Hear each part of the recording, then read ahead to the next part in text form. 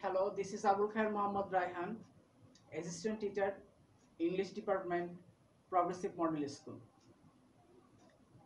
Due to COVID-19 situation, we, the teachers of Progressive Model School, are trying to take some classes from our home, and we will send these classes to internet so that you can see the classes and can take the preparation. Our today's class is for class 10 students. This is English second paper class. Our today's topic is narration. Narration is a big topic, I must say that. So I will need some classes to make sure about this topic to you. What is speech or narration? That is a question. Actually, answer is very easy. Whatever the speaker tells, that is a speech or narration. That means whatever any speaker tells, that is a narration, that is a speech.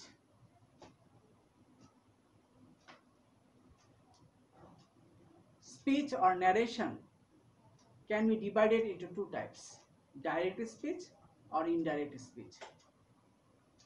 Direct speech in Bangla it is called pratyaksha. Indirect speech it is in Bangla it is called পরোক্ষ. প্রত্যক্ষ বা পরোক্ষ দুইভাবেই কথা বলা যায়, অর্থাৎ বক্তা যখন সরাসরি তার কথাটা যথাযথভাবে কোনো রকম পরিবর্তন না করে বলছে, সেই কথাটা হচ্ছে direct speech.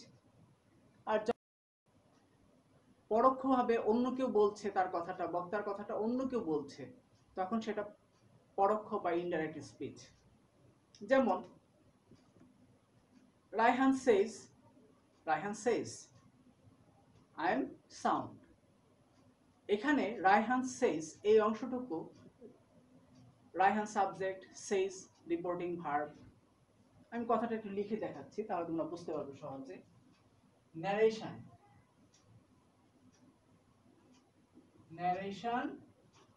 or speech. narration or speech বাংলায় এটাকে বলা হচ্ছে উক্তি। এটা দুই প্রকার, কিরকম? Direct, indirect. ডাইরেক্ট উদাহরণ হচ্ছে রায়হান সেজ। এই যে সেজ বললাম, এটা কোন ফর্মে আছে? নিশ্চয়ই তোমরা বুঝে গেছো, এটা ভার্ব 1। তাহলে এটা সাবজেক্ট প্লাস ভার্ব 1, তাহলে কি টেন্স হবে? Present indefinite tense. তাহলে রায়হান সেজ, এখানে একটা কমা হবে, এখানে দুটো কমা হবে, যেটাকে ইনভার্টেড কমা বলি আমরা। তারপর রায়হান যে কথাটা বললো, সরাসরি সেই কথাটা আমরা বলবো। কি বললো? ধরা যাক সে বললো আই এম সাউন্ড। আমি ভালো আছি। I am sound. Raihan says I am sound. এই আই এম সাউন্ড কথাটা কার কথা? রায়হানের কথা। তাহলে এটার আনসারটা হবে এরকম: রায়হান সেজ, এই যে কমাগুলো, এই কমাগুলো উঠে যাবে। এই কমাটা, এখানে মোট 5টি কমা রয়েছে। এই যে একটা কমা, এখানে ইনভার্টেড কমার 4টি কমা আছে, দুটো এখানে শুরুতে, দুটো শেষে। তাহলে এই যে মোট 5টি কমা, এই 5টি কমা উঠে যাবে। উঠে যে কি বলবে? একটা কনজাংশন বলবে, দ্যাট। রায়হান সেজ দ্যাট, এখানে ফার্স্ট পারসন আই আছে। ফার্স্ট পারসন থাকলে পরে সেটা রিপোর্টিং ভার্বের সাবজেক্টকে ক্যাচ করে। যদি ইউ থাকতো তাহলে রিপোর্টিং ভার্বের অবজেক্টকে ক্যাচ করতো।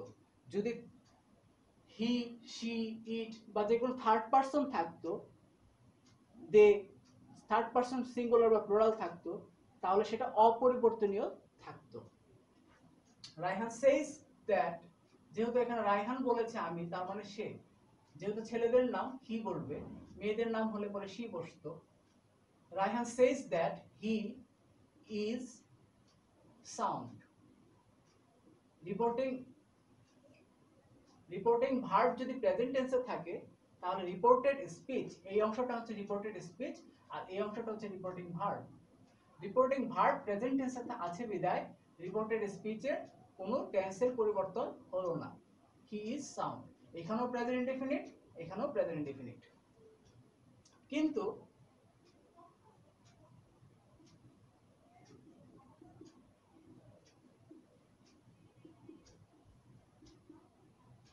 আমরা আরেকটা সেন্টেন্স খেয়াল করি, রায়হান উইল সে, অর্থাৎ রিপোর্টিং ভার্বটি ফিউচার ইনডেফিনিট হয়ে গেল, কথা একই থাকলো, আই এম সাউন্ড।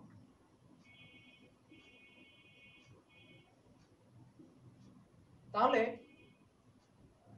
যেহেতু ফিউচার ইনডেফিনিটে আছে, আমরা জানি প্রেজেন্ট ইনডেফিনিট বা ফিউচার ইনডেফিনিট যদি থাকে রিপোর্টিং ভার্বটি, তাহলে রিপোর্টেড স্পিচের টেন্সের পরিবর্তন হয় না। তাহলে এটা কি হবে answer? Raihan will say that he is sound. আমরা আবারও দেখি,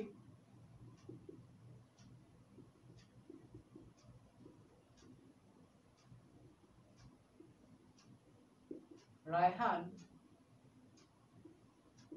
said I am sound.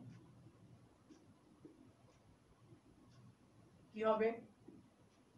Raihan said that, conjunction that আসলো, এই আইটা এখন পরিবর্তন হবে, মানে এই আইটা তো রায়হান আছে যেহেতু হি হবে, এই পুরো স্পিচটা, রিপোর্টেড স্পিচটাই পরিবর্তন ঘটবে। যেহেতু এটা আছে প্রেজেন্ট ইনডিফিনিটে এটা হয়ে যাবে পাস্ট ইনডিফিনিট। তাহলে হবে Raihan said that he was sound, ছিল I am sound হয়ে গেল he was sound, তাহলে প্রেজেন্ট ইনডিফিনিট হয়ে গেল পাস্ট ইনডিফিনিট, টেন্সের পরিবর্তন ঘটছে। টেন্সের এই পরিবর্তনটা কিভাবে ঘটছে সেই নিয়মটা আমরা একটু পরে আলোচনা করব। এখন আরেকটা সেন্টেন্স দেখা যাক ডাইরেক্ট।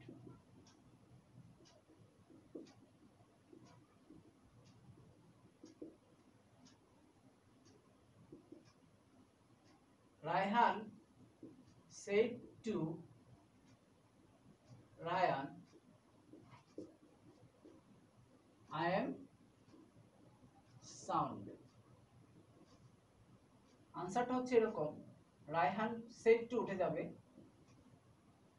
told হবে, told Ryan, অর্থাৎ said এর পরে যদি to থাকে এবং অবজেক্ট থাকে তাহলে সেটা উঠে, সেই ক্ষেত্রে said to উঠে যে told হয়। রায়হান told Ryan, পর বাকি অংশ আগের মতই হবে, he was sound।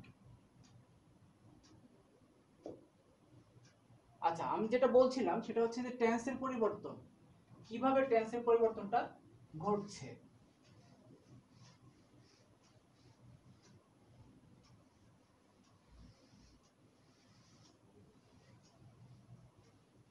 খুব সহজ, তবে তার আগে কিছু সংকেত ব্যবহার করব, তোমরা একটু খেয়াল করো।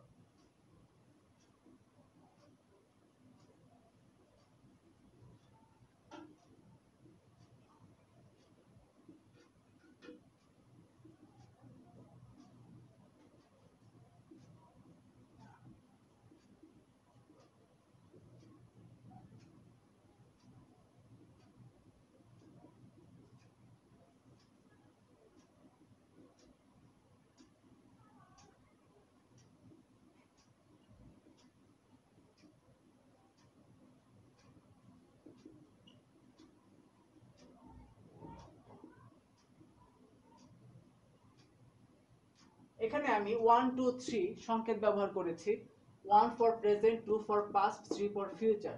A for indefinite, B for continuous, C for perfect, D for perfect continuous। এখন আমি যদি বলি 1D, তোমাদেরকে বুঝতে হবে প্রেজেন্ট পারফেক্ট কন্টিনিউয়াস। যদি বলি 2A, তোমাকে তো বুঝতে হবে পাস্ট ইনডিফিনিট। যদি বলি 3C, তোমাকে বুঝতে হবে ফিউচার পারফেক্ট। তাহলে এখন আমি লিখে দিচ্ছি পরে কোন টেন্স হলে কি টেন্স হবে। যেমন 1A অর্থাৎ প্রেজেন্ট ইনডিফিনিট, 2A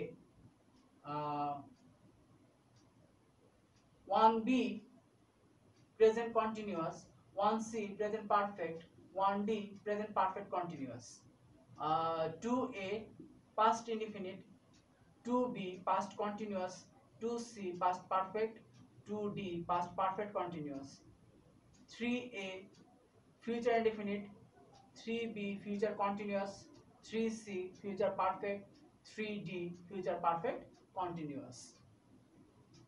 খুব সহজ। এগুলো পরিবর্তন যখন হবে অর্থাৎ যখন রিপোর্টিং ভার্ব হবে সেইড, রিপোর্টিং ভার্ব হবে সেইড, যখন এই সেইড থাকবে, সেইড যখন থাকবে তখন এই পরিবর্তনটা ঘটবে, টেন্সের পরিবর্তনটা ঘটবে। প্রেজেন্ট ইনডিফিনিট হয়ে যাবে পাস্ট ইনডিফিনিট, প্রেজেন্ট কন্টিনিউয়াস হয়ে যাবে পাস্ট কন্টিনিউয়াস, প্রেজেন্ট পারফেক্ট হয়ে যাবে past perfect, present perfect continuous হয়ে যাবে past perfect continuous, past indefinite হয়ে যাবে পাস্ট পারফেক্ট, পাস্ট কন্টিনিউয়াস হয়ে যাবে পাস্ট পারফেক্ট কন্টিনিউয়াস। আর এই যে টেন্স গুলো আছে এগুলো অপরিবর্তিত অপরিবর্তিত থাকবে,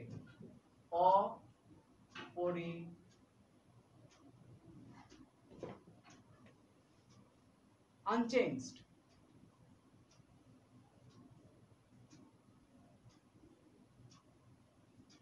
অপরিবর্তিত থাকবে।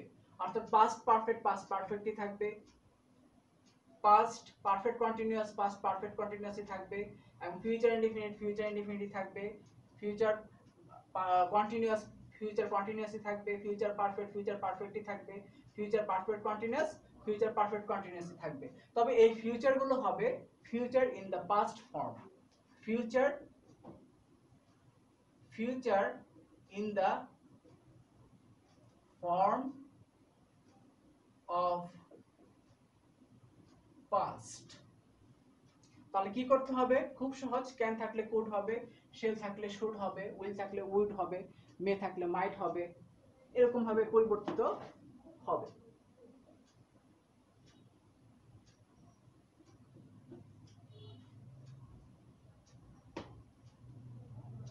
পরিবর্তনটা তোমরা একটু খেয়াল করে নাও। মুছে ফেলছি আমি। এটা হচ্ছে টেন্সের পরিবর্তন।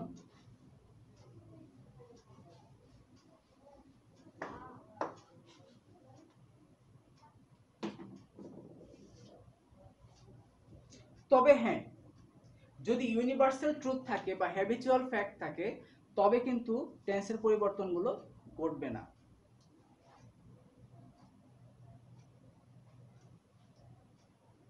তাহলে আমরা কি দেখতে পাচ্ছি যে স্পিচ বা ন্যারেশন হচ্ছে whatever the speaker tells that is a speech. এটা দুই প্রকার, ডাইরেক্ট স্পিচ, ইনডাইরেক্ট স্পিচ। আমরা উদাহরণ দেখেছি Raihan says I am sound, হয়ে গেল সেটা ইনডাইরেক্টে, Raihan says that he is sound. তারপর আমরা আরো বুঝেছি ইনডাইরেক্ট স্পিচ যে পরোক্ষ ব্যাপারটা থাকে সেই ব্যাপারটা, এবং ডাইরেক্ট স্পিচ মানে হচ্ছে the actual word of the speaker may be quoted, mind it. তারপর হচ্ছে রিপোর্টিং ভার্বের ব্যাপারটা খুব গুরুত্বপূর্ণ, সেটা প্রেজেন্ট টেন্সে বা ফিউচার টেন্সে থাকলে রিপোর্টেড স্পিচ যেটা ইনভার্টেড কমার মধ্যে থাকে সেটা পরিবর্তন হয় না, টেন্সের পরিবর্তন হয় না। কিন্তু যদি সেট থাকে বা পাস্ট ফর্মে থাকে রিপোর্টিং ভার্ব, তাও তবে রিপোর্টেড স্পিচের টেন্সের পরিবর্তন ঘটছে, এবং সেই পরিবর্তনটা ঘটছে প্রেজেন্ট ডেফিনিট পাস্ট ইনডিফিনিট হয়ে যাচ্ছে, প্রেজেন্ট কন্টিনিউয়াস পাস্ট কন্টিনিউয়াস হচ্ছে, প্রেজেন্ট পারফেক্ট পাস্ট পারফেক্ট হচ্ছে, present perfect continuous past perfect continuous হচ্ছে, পাস্ট ইনডিফিনিট সেটা পাস্ট পারফেক্ট হয়ে যাচ্ছে, পাস্ট কন্টিনিউয়াস সেটা পাস্ট পারফেক্ট কন্টিনিউয়াস হয়ে যাচ্ছে, পাস্ট পারফেক্টই থাকছে, past perfect continuous past perfect কন্টিনিউয়াসই থাকছে, এবং ফিউচার যতগুলো আছে future indefinite continuous perfect continuous সবগুলো ফিউচার ফর্ম একই থাকছে, শুধু future in the past form হয়ে যাচ্ছে। অর্থাৎ ক্যান থাকলে কুড হবে, শ্যাল থাকলে শুড হবে, উইল থাকলে উড হবে, মে থাকলে মাইট হবে। এই তো ব্যাপারটা। এই হচ্ছে টেন্সের পরিবর্তনের বিষয়টা। আর আরেকটা যে বিষয় খুব গুরুত্বপূর্ণ সেটা হচ্ছে রিপোর্টিং যে স্পিচ এর রিপোর্টেড স্পিচ যেটা থাকবে, রিপোর্টেড স্পিচে যদি আই থাকে বা ফার্স্ট পারসন থাকে, সেটা রিপোর্টিং ভার্বের সাবজেক্টের পারসন অনুযায়ী পরিবর্তিত হবে। আবার রিপোর্টেড স্পিচের যদি ইউ থাকে, সেটা রিপোর্টিং ভার্বের অবজেক্ট অনুসারে, অবজেক্টের পারসন অনুযায়ী পরিবর্তিত হবে। কিন্তু রিপোর্টেড স্পিচে যদি হি, শি, ইট, দে অর্থাৎ থার্ড পারসন থাকে, তবে সেটার কোনো পরিবর্তন হবে না। কিছু ব্যতিক্রম আছে, যেমন উই উই যদি মানব জাতি বোঝায়, ফার্স্ট পারসন হওয়া সত্ত্বেও সেটা অপরিবর্তিত থাকবে, অপরিবর্তনীয় হবে। উই যদি স্পিকার বা লিসেনার উভয়কে একসঙ্গেই বোঝায়, তবেও সেটা অপরিবর্তনীয় থাকবে। এছাড়া আরো কিছু বিষয় তোমাদেরকে জানানো দরকার, সেটা হচ্ছে reporting verb.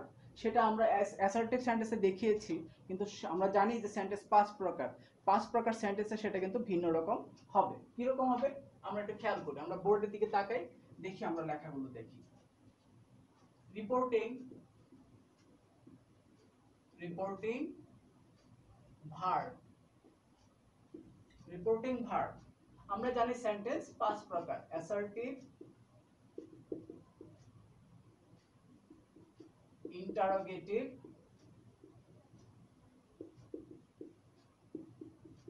Imperative, optative, exclamatory.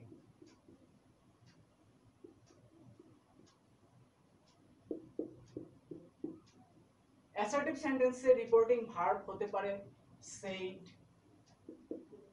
হতে পারে says, হতে পারে tell, হতে পারে tells, হতে পারে told ইত্যাদি। ইন্টারোগেটিভ সেন্টেন্সে হতে পারে asked,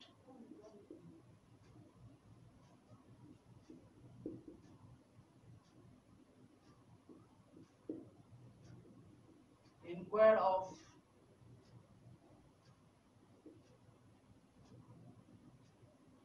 demand of,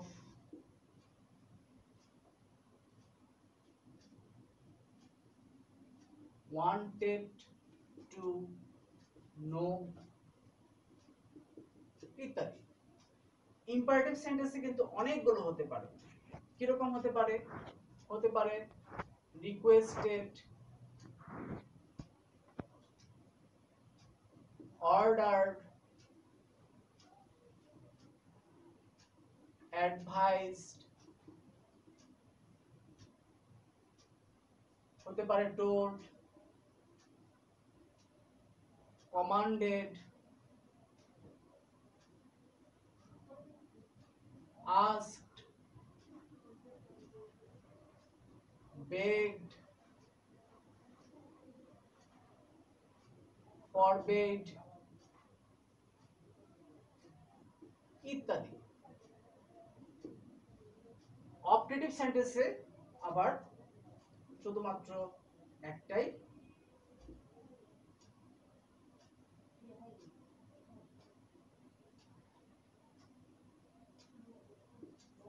wished অথবা prayed। এক্সক্লেমেটরি সেন্টেন্সে হতে পারে exclaimed with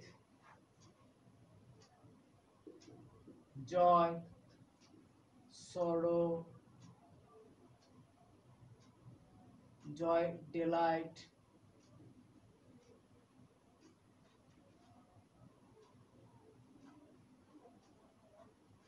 grief, regret,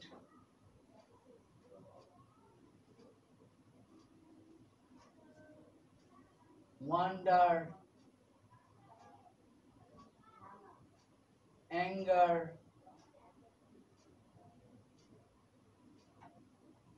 surprise ইত্যাদি। তাহলে আমরা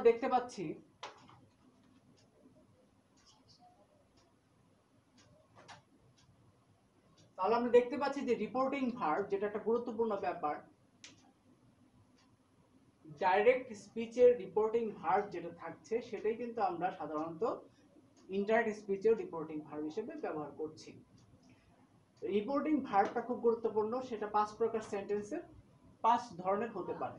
যেমন অ্যাসার্টিভে কি হতে পারে, সেড, সেজ, টেল, টেলস, টোল্ড ইত্যাদি। অর্থাৎ সে ভার্বটা আর টেল ভার্বটা আমরা সচরাচর ব্যবহার করে থাকি। ইন্টারগেটিভে আমরা সাধারণত আস্কড ব্যবহার করি, কিন্তু এছাড়াও enquire of, demand of, wanted to know ইত্যাদি ব্যবহার করা যেতে পারে। ইম্পারেটিভ সেন্টেন্সে requested, ordered, advice, told, commanded, asked, begged, forbade ইত্যাদি নানা কিছু ব্যবহার করা সম্ভব। অপটেটিভ সেন্টেন্সে উইশড বা প্রেড ব্যবহার করা যেতে পারে। এক্সক্লেমেটরি সেন্টেন্সে এক্সক্লেমড উইথ জয় অথবা delight, exclaimed with sorrow, grief অথবা regret, exclaimed with wonder, exclaimed with anger, exclaimed with surprise ইত্যাদি ব্যবহার করা যেতে পারে। তাহলে আজকের মতো আমাদের ন্যারেশনের পার্ট 1 ক্লাস এখানেই শেষ হচ্ছে। Class is over. পরবর্তী ক্লাসগুলো দেখার আমন্ত্রণ জানিয়ে এখানেই ক্লাস শেষ করছি।